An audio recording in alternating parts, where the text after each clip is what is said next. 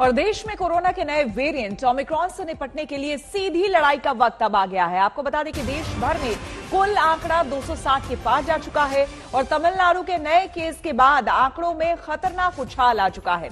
हालात ये है कि केंद्र सरकार पहले नाइट कर्फ्यू जैसे सुझावों वाला दिशा निर्देश जारी कर चुकी है और दिल्ली में अब नए साल समेत दूसरे जश्नों पर सख्ती का बैन लागू किया जाएगा। और साथ ही आपको ये भी बता दें कि आज शाम प्रधानमंत्री नरेंद्र मोदी कोरोना के हालात पर रिव्यू मीटिंग करेंगे, लेकिन इन सब के बीच लापरवाही और सावधानी को हवा में उड़ा देने की तस्वीरों से खतरा और बढ़ गया है। सारे खतरे को भूलकर दिल्ली के बाजार खचाखच भरे पड़े हैं, तो स्कूलों को खोलने की सरकारी जिद कई जगहों पर भारी पड़ रही है। बंगाल के नादिया कल्याणी के नवोदय विद्यालय में 29 बच्चे संक्रमित पाए गए, तो हिमाचल प्रदेश के बिलासपुर राजकीय हाई स्कूल में 23 बच्चे पॉजिटिव निकले। हमारे संवाददाता हिमांशु मिश्रा हमारे साथ जुड़ गए हैं ज्यादा जानकारी के साथ। हिमांशु, फिलहाल अगर हम सिर्फ दिल्ली की बात करें, राजधानी की बात करें, तो यहां पर क्या स्थिति है? देखिए, यहाँ पर जो ज्यादा ध्यान है सरकार का वो एयरपोर्ट से लेकर के जो रेलवे स्टेशन है, कोशिश है कि इन जगहों पर अगर सख्ती बरती जाए और साथ साथ जो भीड़ भरे बाजार है वहां पे अगर सख्ती बरती जाए और जो कोविड एप्रोप्रिएट बिहेवियर है उसका सही तरीके से पालन करा लिया जाए तो शायद ओमिक्रॉन उतना नहीं फैले। लेकिन हम सुबह रेलवे स्टेशन पे थे तो हमने देखा कि वहां की क्या स्थिति है। कई सारे लोग बिना मास्क के नजर आ रहे थे।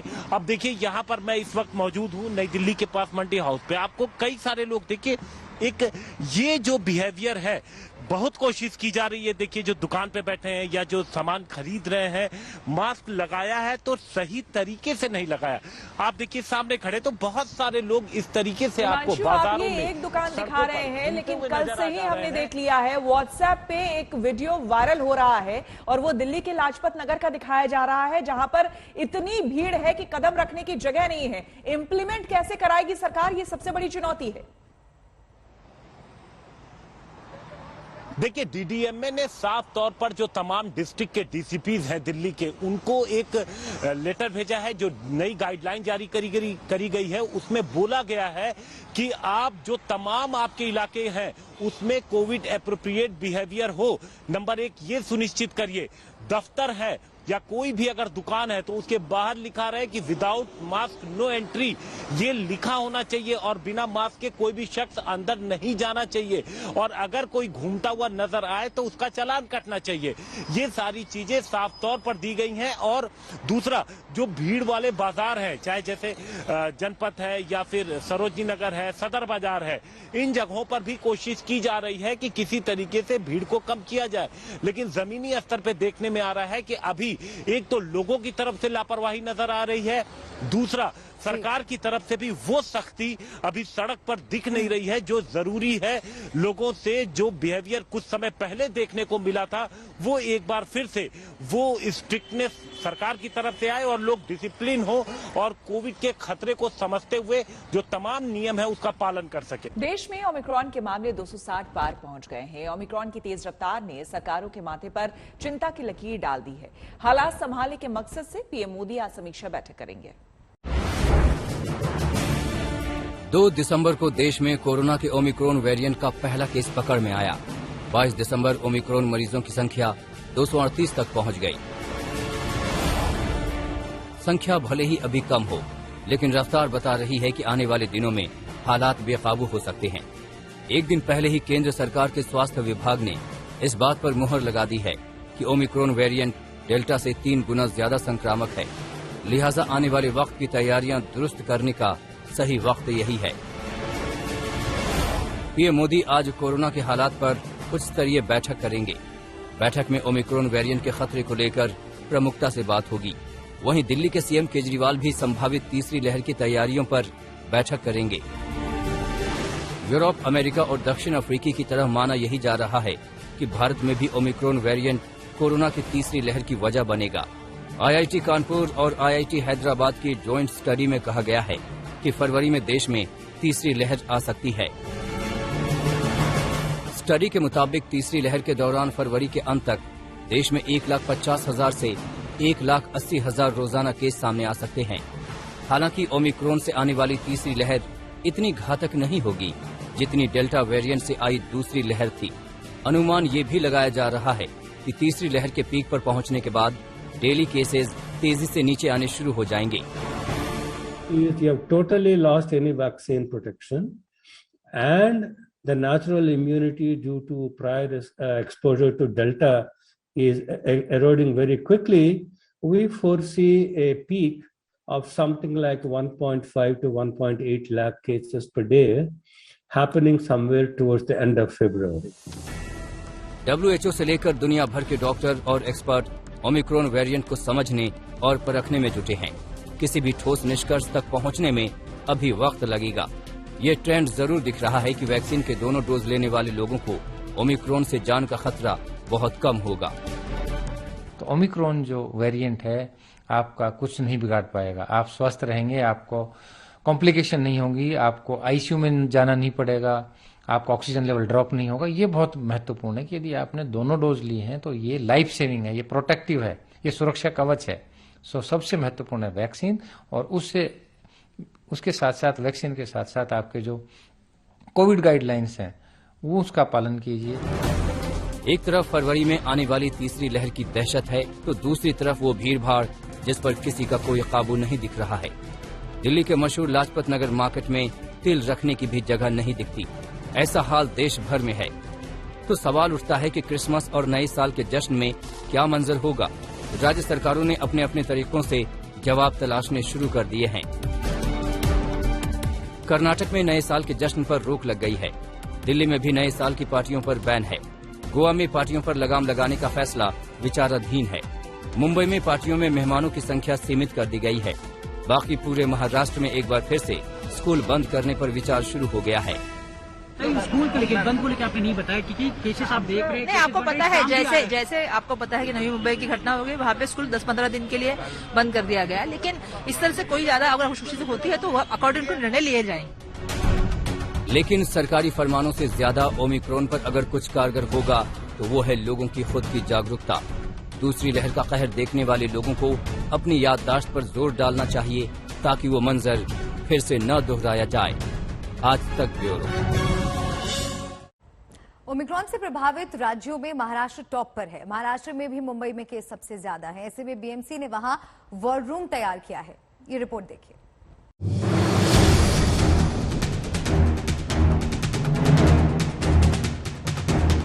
मुंबई में कोविड के खिलाफ एक और जंग छिड़ गई है। पिछली बार कोविड के डेल्टा वेरिएंट से लड़ाई थी और इस बार ओमिक्रॉन से है। ये मुंबई के अंधेरी ईस्ट में स्थित बीएमसी का वॉर रूम है जहां से ओमिक्रॉन मामलों पर नजर रखी जा रही है। अंधेरी स्थित है ये वॉर रूम और अलग अलग लोग जो हैं वो यहाँ बैठते हैं। डॉक्टर्स हैं, डेटा एंट्री के लोग बैठे हुए हैं जिससे हर चीज़, हर डिटेल्स जो हैं वो सही से ली जा सके और लोगों की मदद की जा सके। डॉक्टर्स बैठते हैं। ये जो हम आपको डेस्क दिखा रहे हैं, कोऑर्डिनेशन डेस्क है जहाँ पर लोगों के फ़ोन आते हैं और ये जो भी लोग यहाँ बैठे हैं वो सब उनको कोऑर्डिनेट करते हैं और किस तरीके से उनको आगे बढ़ना है या आगे किस तरीके से चीज़ें उनको दिलवानी है, हॉस्पिटल की डिटेल्स हो या बाकी डिटेल्स हो, वो प्रोवाइड करवाते हैं। ये जो वॉर रूम है ये 3 शिफ्ट्स में काम करता है। टोटल 8 डॉक्टर्स है, 8 डेटा एंट्री ऑपरेटर्स है और वॉर रूम कोऑर्डिनेटर्स है हमारे पास। सो 3 शिफ्ट्स में ये काम होता है। एवरीडे हमें एक लिस्ट आती है मॉर्निंग में एपिड सेल से, जो नॉर्मल लाइन लिस्ट होती है जो हमारे वार्ड की होती है। So we start calling them, we start tracing the patients and then उनका जो बेड कंफर्मेशन करके उनको हॉस्पिटलाइज करना है हम वो करते हैं। मुंबई देश के उन कुछ शहरों में शामिल था जहां कोविड का सबसे ज्यादा तांडव देखा गया था। इस बार भी मुंबई में ओमिक्रॉन ने असर दिखाना शुरू कर दिया है। मुंबई में कोविड के इस वेरिएंट के 20 से ज्यादा मरीज हैं। इनमें ज्यादातर लोग विदेश यात्रा से लौटे थे। बीएमसी का ये वॉर रूम इंटरनेशनल ट्रैवलर के लिए कोविड जानकारी का सेंटर बना हुआ है। अभी जैसे इंटरनेशनल ट्रैवलर्स आ रहे हैं हमारे इधर, ओमिक्रॉन वायरस को ट्रेस करने के लिए हम लोग एवरीडे कॉल उठाते हैं। कॉल जो भी आता है कि उनकी क्वेरीज रहती है कि कहाँ से आ रहे हैं ट्रैवलर, एंड देन उसके बाद यहाँ पे आके क्या रूल्स रहेंगे, क्वारंटीन है या फिर होम क्वारंटीन है, कौन सा RT-PCR टेस्ट कराना पड़ेगा, कब कराना पड़ेगा, कितने दिन में। तो ये हम लोग क्वेरी सॉल्व करते हैं उनकी। ओमिक्रॉन की एंट्री के बाद मुंबई में कोरोना के मामले भी तेजी से बढ़े हैं। पिछले 24 घंटे में महाराष्ट्र में कोरोना के 1201 केस सामने आए हैं। इसमें अकेले 490 केस मुंबई से हैं। 7 दिन में मुंबई में कोरोना के केस दोगुने से भी ज्यादा हो गए हैं। 15 दिसंबर को मुंबई में कोरोना के 238 केस थे। 22 दिसंबर को 490 केस हो गए हैं। जाहिर है फिर से एक्स्ट्रा सावधानी की जरूरत है। कहते हैं ना, सावधानी हटी दुर्घटना घटी। पारस हरेंद्र दामा, मुंबई आज तक। और मायावती इस वक्त प्रेस कॉन्फ्रेंस कर रही हैं, सीधे चलते हैं। पदाधिकारियों की चुनाव की तैयारी को लेकर चल रहे कैडर व सम्मेलनों आदि की प्रगति रिपोर्ट ली जाएगी। रिपोर्ट में जिले की किसी भी विधानसभा की सीट में कमी मिलने पर फिर उसे दूर करने के लिए अब इन्हें केवल 1 सप्ताह का ही समय दिया जाएगा। इस प्रकार से प्रदेश की सभी 403 विधानसभा की सीटों पर पार्टी की चुनावों की तैयारी को लेकर आज विस्तार से रिपोर्ट ली जाएगी। इसके साथ साथ चुनाव के दौरान पार्टी के सभी छोटे बड़े पदाधिकारियों व कार्यकर्ताओं को तथा पार्टी के उम्मीदवारों को भी किन किन खास बातों का ध्यान रखना है, तो उसके बारे में भी आज इनको जरूरी जानकारी दी जाएगी। इसके अलावा पार्टी की कामयाबी के लिए अन्य और भी जरूरी दिशा निर्देश दिए जाएंगे।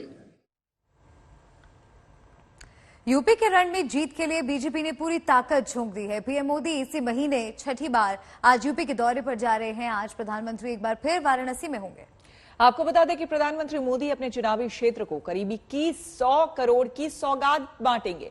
वाराणसी के जरिए पीएम का जोर पूर्वांचल की सियासत को साधने पर होगा।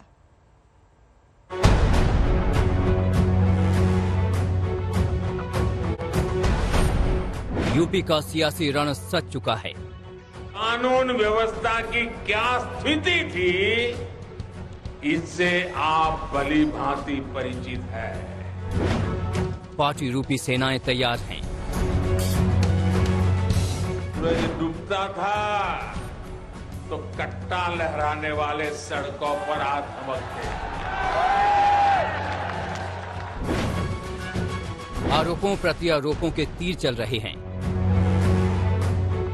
दंगा हो जाए, कहां आगजनी हो जाए, कोई नहीं कह सकता था। काम गिनाने से लेकर नए ऐलान के दांव चले जा रहे हैं। सरकार जब सही नियत के साथ काम करती है तो क्या परिणाम आते हैं, ये बीते 4-5 सालों में यूपी ने अनुभव किया है।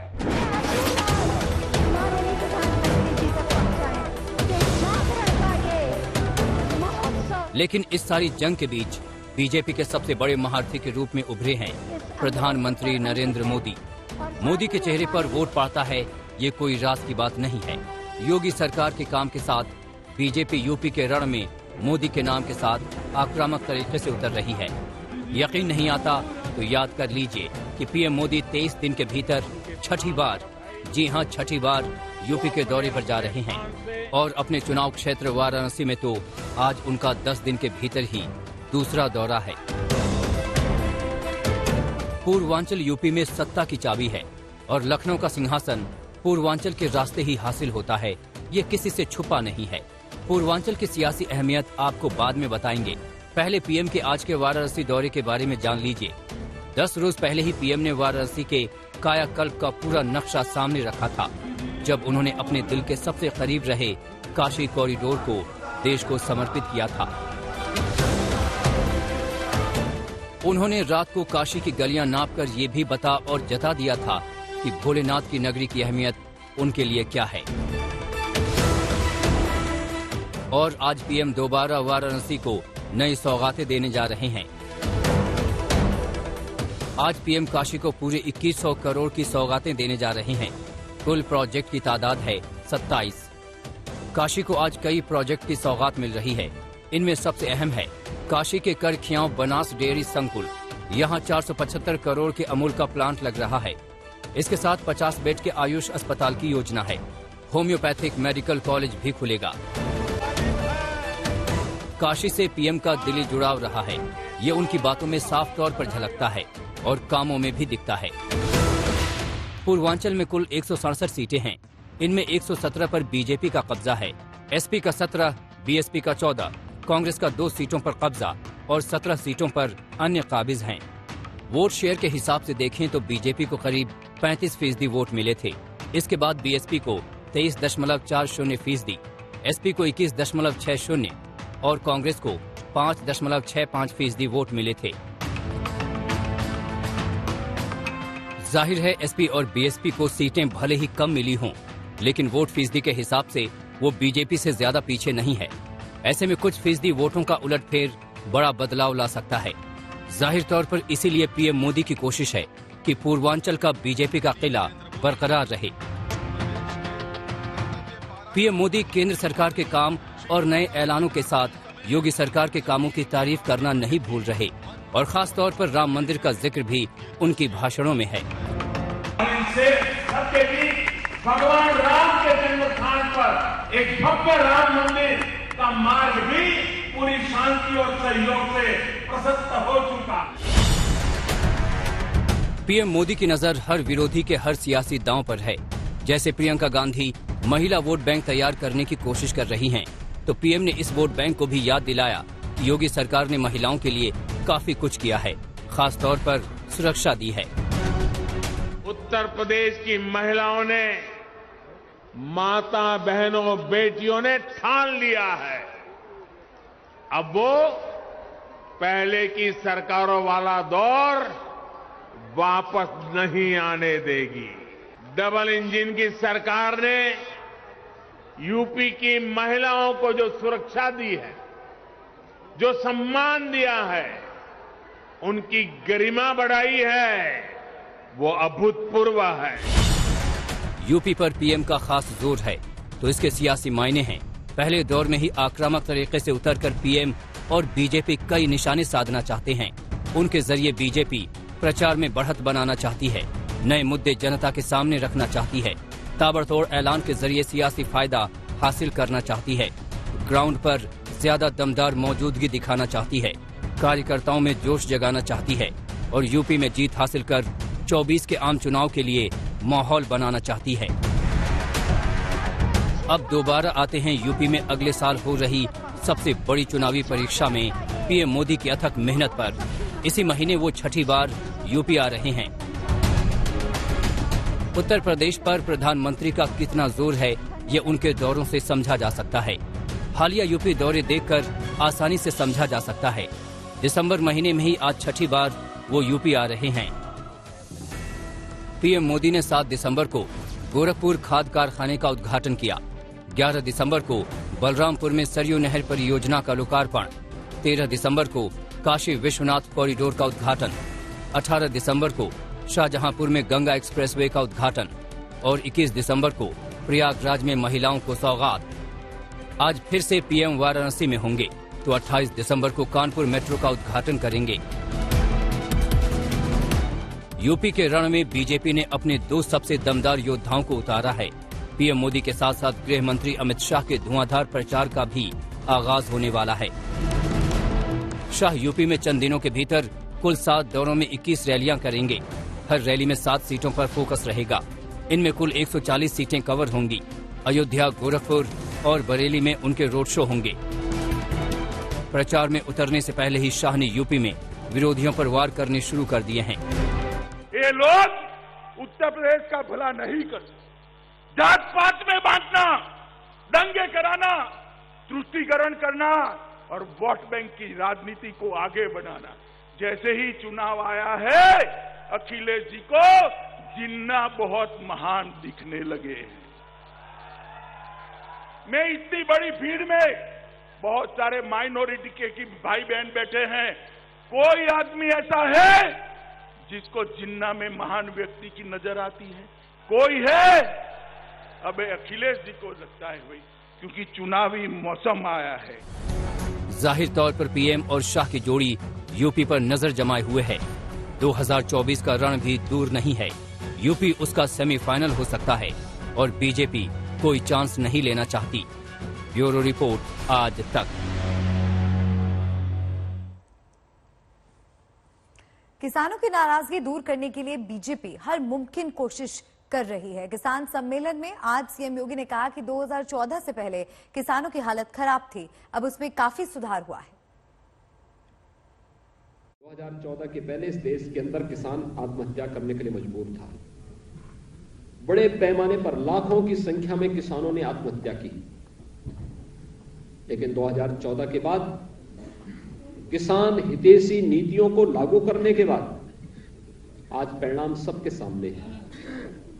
सॉइल हेल्थ कार्ड की व्यवस्था हो, प्रधानमंत्री फसल बीमा योजना, प्रधानमंत्री कृषि सिंचाई योजना, खेती किसानी में भी हम विविधीकरण के साथ साथ तकनीक का उपयोग करके किसान के जीवन में व्यापक परिवर्तन लाने और उनकी आमदनी को कई गुना बढ़ाने के लिए किए जाने वाले प्रयास हो, या फिर किसानों के लिए किसान सम्मान निधि उपलब्ध कराने की कार्रवाई, यह आजादी के बाद पहली बार देखने को मिला है। आज जब हम चौधरी साहब की 119वीं जयंती के कार्यक्रम में यहां पर आए हैं, मुझे बताते हुए प्रसन्नता है कि चौधरी साहब की स्वयं की कर्मभूमि की चीनी मिल, रमाला चीनी मिल, 30 वर्षों से मांग हो रही थी, यहां पर चीनी मिल लगनी चाहिए, नया चीनी मिल आना चाहिए। जर्जर चीनी मिल थी, किसान परेशान थे, पिछली सरकारें नहीं कर पाई, लेकिन हमारी सरकार ने रमाला में भी एक नई चीनी मिल लगा करके किसानों के जीवन में परिवर्तन लाने का कार्य किया।